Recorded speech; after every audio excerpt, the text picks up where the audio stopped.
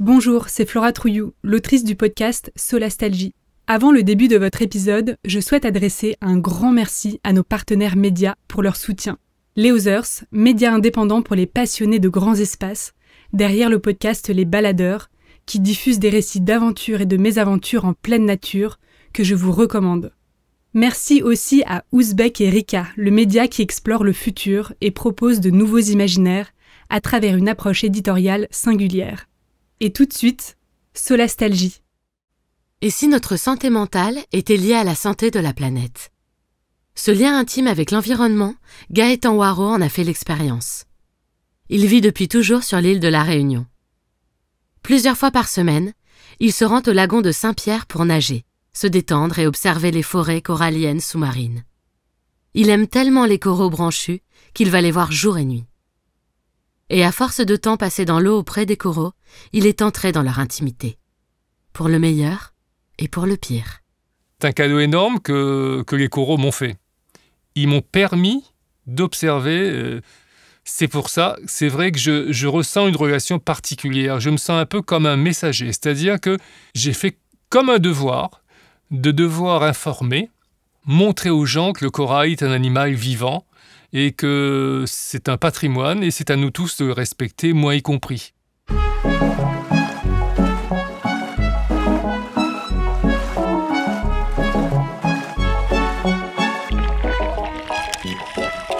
Avec le dérèglement climatique et l'impact des activités humaines, de plus en plus de personnes vont voir leur environnement familier changer radicalement. Dans ce podcast, nous partons à la rencontre de celles et ceux qui vivent déjà ces bouleversements. Dans des lieux d'une grande beauté, accessibles ou reculés. Des endroits vulnérables, abîmés, mais aussi résilients. Nous raconterons ces lieux magiques et aimés pour en garder la trace avant qu'ils ne disparaissent.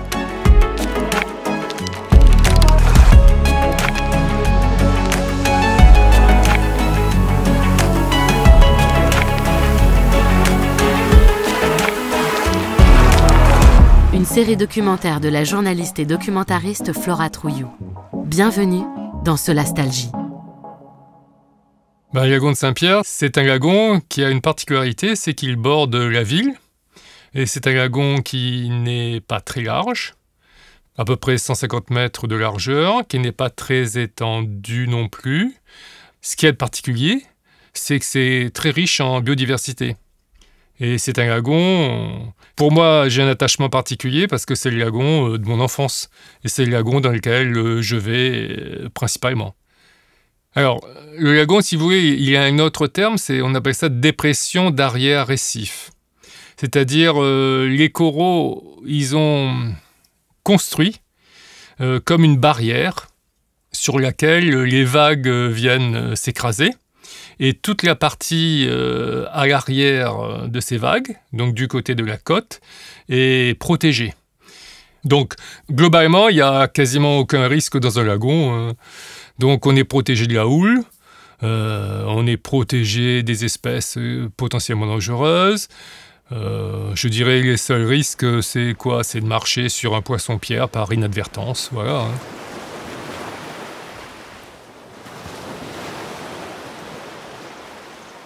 Rapport personnel, je dirais qu'il est né à l'enfance.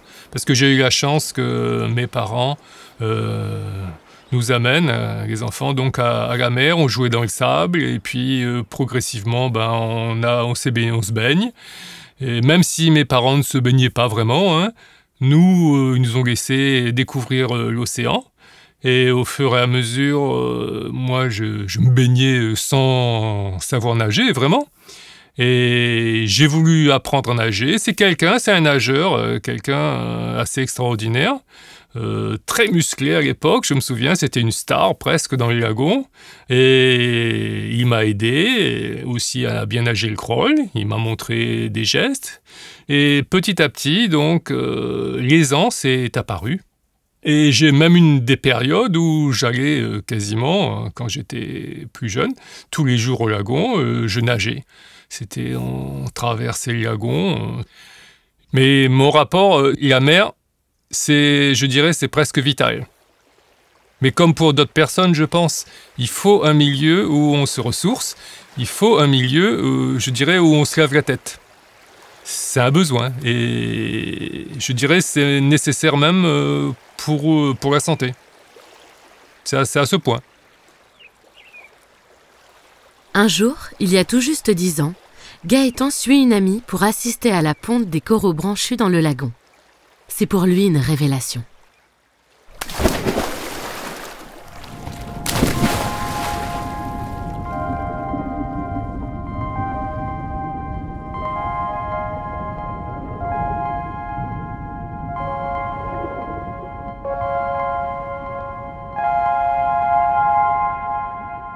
Disons qu'il y a une dizaine d'années, ça m'a pris d'un coup, hein, je ne sais pas pourquoi. C'est vrai que j'observais toujours, j'ai toujours aimé les coraux. Mais c'est vrai qu'il y a une dizaine d'années, j'ai eu envie de voir ce phénomène de reproduction qu'on appelle la reproduction sexuée externe. C'est-à-dire qu'ils vont émettre des petites billes, des petites bouboules de différentes couleurs, ça dépend des espèces. C'est imprévisible, la ponte. Alors, on se base effectivement sur la période de pleine lune, on se base sur des conditions météo de mer correctes. Bon, déjà, il faut s'habiller. Hein. Moi, je reste longtemps dans l'eau. Je peux rester 2 heures dans l'eau. Hein. Donc, je mets une combinaison, cagoule, gants. Enfin, je suis complètement équipé avec des petites palmes. Donc, j'ai pas de bouteille de plongée, rien. Hein. C'est... Voilà, Mastuba. Et je fais un peu d'apnée aussi. Et surtout, j'ai des phares qui me permettent d'éclairer vers le centre. Et puis, on attend. On se balade de nuit dans les lagons, et puis on regarde. Et puis tout d'un coup, à un moment donné, vous voyez, ça commence, vous voyez des petits œufs qui sortent dessous les branches de coraux.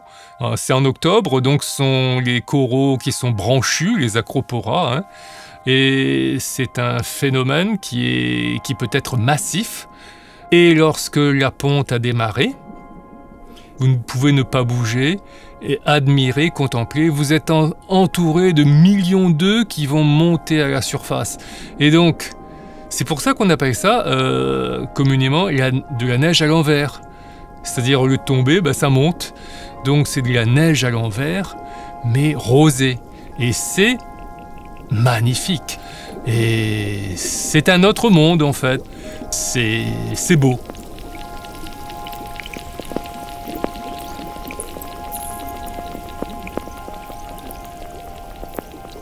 C'est vraiment merveilleux. Je dirais que c'est une émotion. Quand vous êtes au milieu de ça, en fait, c'est la vie. C'est la vie que vous voyez devant vos yeux. Et une fois qu'on l'a vu, c'est déjà extraordinaire de le voir une fois, on a envie de le revoir parce que ce sont des moments rares. C'est très rare, c'est quelques nuits par an. Et que rien n'est gagné à l'avance, on va dire. C'est vrai que, comme c'est une passion, donc je suis allé assez souvent. Et à force, c'est vrai que j'ai cette intuition, mais c'est aussi l'expérience. Moi, j'ai eu la chance de pouvoir prévoir, parfois, quelles espèces allaient pondre. Et parfois même l'horaire. Et ça, c'est quand même... Mais c'est le fruit d'une passion, je dirais, d'une passion, de l'observation et de l'expérience aussi. C'est-à-dire que j'ai déjà passé plus de 2 mois de nuit, si vous voulez, de ma vie, à observer les pontes de coraux. C'est vrai que j'ai réussi quand même, à force d'observation, à force d'analyse aussi, donc de raison, on va dire. J'ai réussi quand même à mieux cerner le comportement de certaines espèces. On est surpris quand même encore. Hein. C'est toujours un rendez-vous, mais où tout n'est pas convenu d'avance.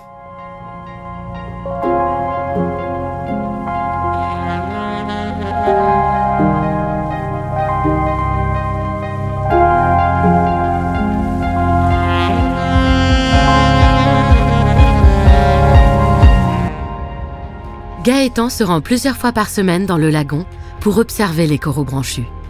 Cela veut aussi dire être aux premières loges lorsque les coraux vont mal. Le corail, c'est un petit animal, hein, c'est microscopique, c'est un animal tout simple, mais vivant, constitué d'un tissu translucide, et avec une bouche, des petits tentacules, des polypes, avec un tissu qui recouvre toute la structure calcaire, hein, qui constitue sa maison. Donc, ces petits animaux, ils vivent en symbiose avec des algues qu'ils trouvent dans le milieu naturel, des petites algues qui sont microscopiques. Et ces petites algues, les zooxanthelles, permettent aux coraux principalement de se nourrir. C'est grâce à la photosynthèse que ces algues vont faire. Et lorsque ces coraux sont en stress, eh bien, il y a un problème avec les zooxanthelles, la symbiose ne se fait pas très bien, et les zooxanthelles sont expulsées par les coraux. Dans ce cas, on voit le tissu translucide des coraux, complètement décoloré, et à travers ce tissu, on voit le squelette calcaire blanc. Et c'est là qu'on parle de blanchissement corallien.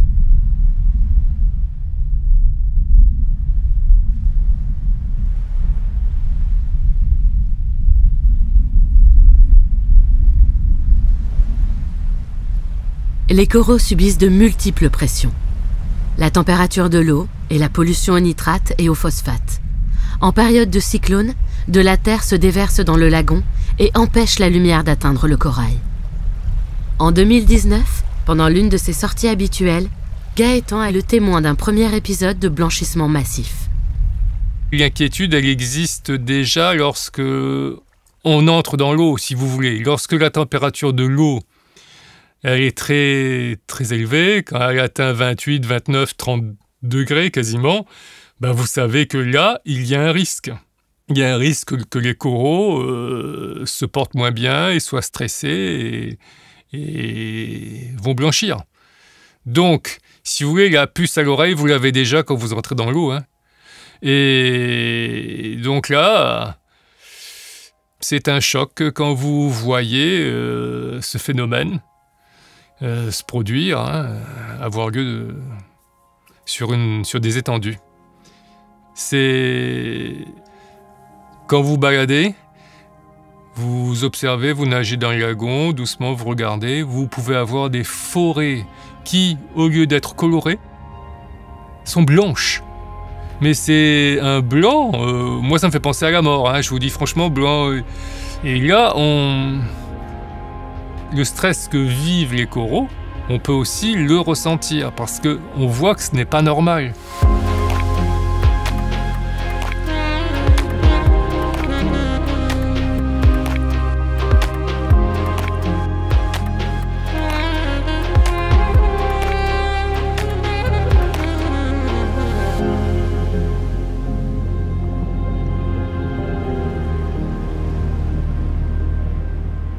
C'est sidérant, donc là, qu'est-ce qui se passe à ce moment-là ? On va regarder un peu partout, on va voir s'il y a encore des coraux qui résistent. Quand je vois ce phénomène de blanchissement, je veux savoir est-ce que ça touche vraiment, est-ce que tout le lagon est touché, etc.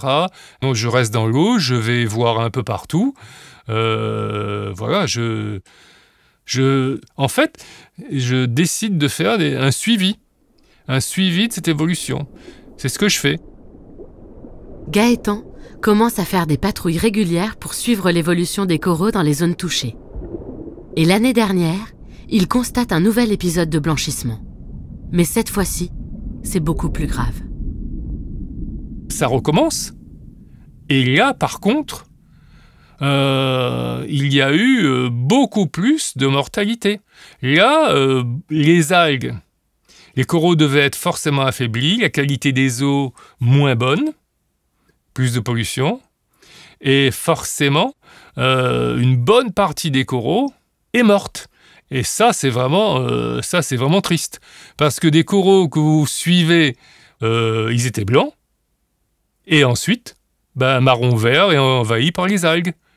Donc là, c'est la mort. Et en 2021, ça a été vraiment frappant. Quand vous allez dans un lagon de votre enfance, que vous le connaissez, mais c'est triste parce que aller dans un lagon où c'est sombre, où c'est marron-vert, au lieu d'avoir une forêt corallienne colorée, vivante et gaie qui vous amène de la joie, bon, à la place vous voyez un paysage en partie désolé, ça ne correspond pas à ce qu'on souhaiterait voir.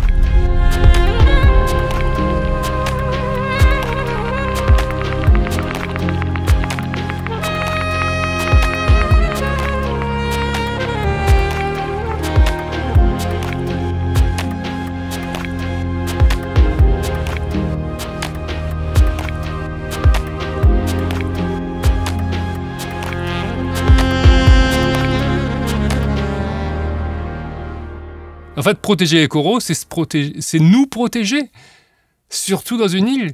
Donc on ne s'imagine pas, la plupart des gens ne s'imaginent pas, en fait, que c'est la vie, mais à partir d'organismes microscopiques, finalement, qui est si fantastique pour nous, puisque sans cette vie corallienne, on n'aurait pas nos lagons, nos dépressions derrière récifs, on ne pourrait pas se baigner comme ça, on n'aurait pas nos plages de sable corallien, sable blanc, donc c'est d'une importance vitale pour nous aussi. C'est un cadeau énorme que les coraux m'ont fait. Ils m'ont permis d'observer, c'est pour ça, c'est vrai que je ressens une relation particulière, je me sens un peu comme un messager, c'est-à-dire que j'ai fait comme un devoir, de devoir informer, montrer aux gens que le corail est un animal vivant et que c'est un patrimoine et c'est à nous tous de le respecter, moi y compris. À la suite de périodes de blanchissement, tous les coraux ne meurent pas. Les plus éloignés de la surface sont épargnés. Certains reprennent des couleurs. Et parfois, comme en 2022, la vie corallienne reprend aussi sur les coraux morts. Après la ponte, des larves se fixent sur un ancien corail et de nouvelles pousses se développent. La résilience, je l'ai vue progressivement opérer.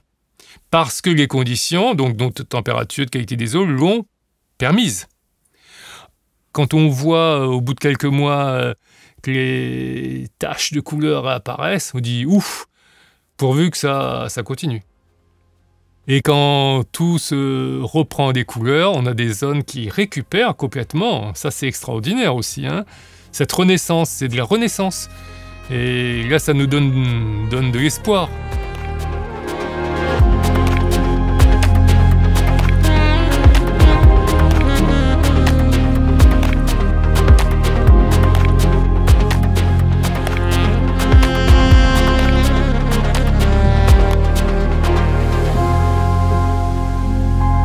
Pour Gaëtan, santé émotionnelle et santé des coraux semblent liées. Aujourd'hui, certains psychologues cherchent à comprendre les interactions entre notre psyché et l'état de notre environnement. On parle parfois d'écopsychologie pour nommer ce vaste mouvement de réflexion. Le corail est un animal si différent de nous que ressentir de l'empathie à son égard n'est pas une évidence. Mais Gaëtan a été touché par les coraux. Il s'est laissé affecter par son environnement. Peut-être parce que pendant ces moments magiques des pontes, il les a vus vulnérables.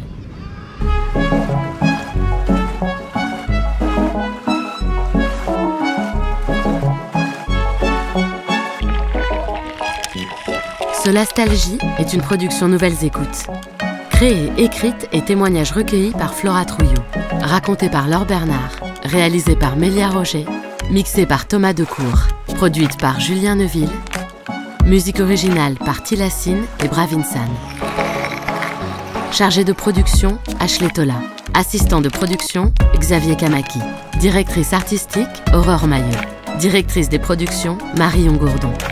Directrice commerciale, Emmanuelle Fortunato. Directrice générale adjointe, Nora Issem.